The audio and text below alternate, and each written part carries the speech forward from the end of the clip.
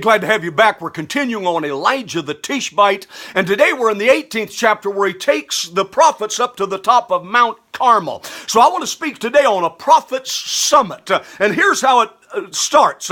Elijah tells Obadiah, who's the chief of staff of Ahab's house, I want you to go tell your master, behold, Elijah is here. Say that. Behold, Elijah is here. Notice he didn't ask, may I please have an audience with the king? Instead he said, listen, buddy, Elijah's here. I'm ready to see you. Now, there was a time that Elijah was there. Now he is here. Remember, he'd commanded the ravens to sustain him there. And then in Zarephath, I have commanded a widow to sustain thee there. Elijah had been there, but ultimately God sends you there so he can get you to here. So that's my first point.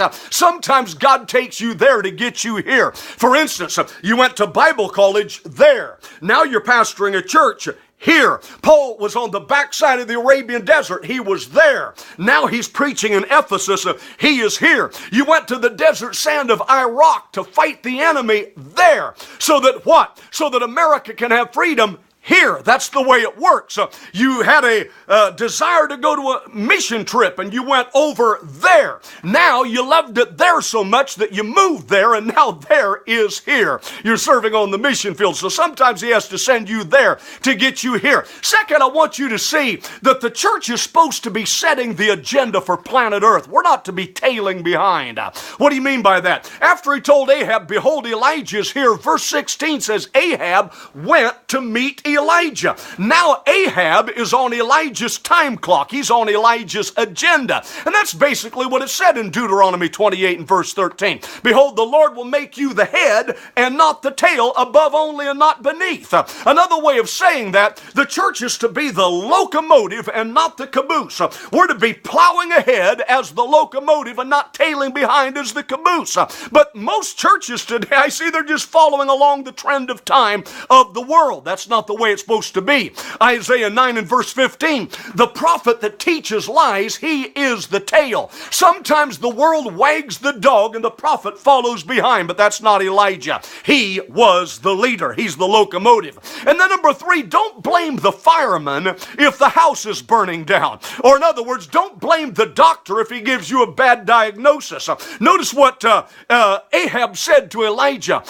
Are you he that troubles Israel? See, Ahab thought the problem was Elijah, and that's what the left always thinks. If we could just get rid of right-wing conservatives, if we could get rid of fundamental Christians, they're the problem. They're the ones that trouble Israel. But listen what Elijah said. No, I'm not the troublemaker. I'm the troubleshooter. In verse 18, he said, I have not troubled Israel, but you and your house, in that you have forsaken the commandments of the Lord and hast followed Balaam. In other words, the economy is not the problem. Sin is the problem. Global warming is not the problem. Global cooling is the problem, because we've got cold on God.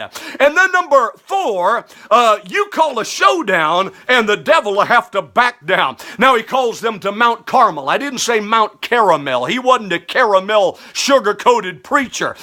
We're not the sugar of the earth. We're the salt of the earth. And he calls 450 prophets of Baal and 400 prophets that served at the beck and call of Jezebel, and calls them to a duel on Mount Carmel between monotheism and polytheism. And when he had a showdown and called the devil's bluff, when he had a showdown, the devil had to back down. And then number 5, let's close with this. This is the ultimate prophet's summit. Have you ever heard of that? Listen, I get weary of all the conferences, conventions, and quote, summits that we have. Apostles Summit, Christian Writers Summit, Contemporary Christian Worship Leaders Summit.